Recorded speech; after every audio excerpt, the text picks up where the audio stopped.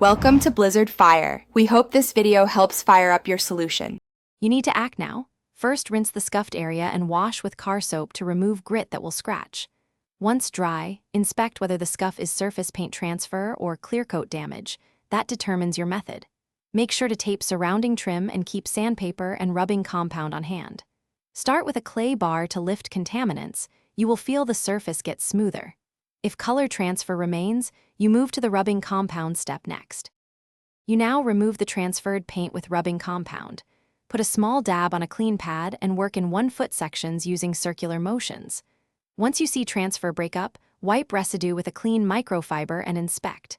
If necessary, lightly wet sand only if clear coat is marred.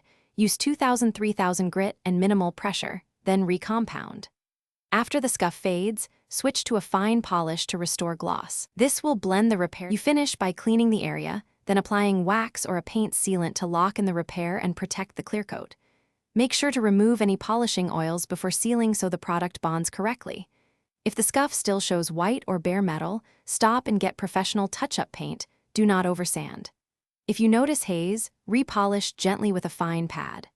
Remember, if in doubt about depth, consult a body shop to avoid making damage worse. Thanks for watching. If you found this helpful, don't forget to like and subscribe.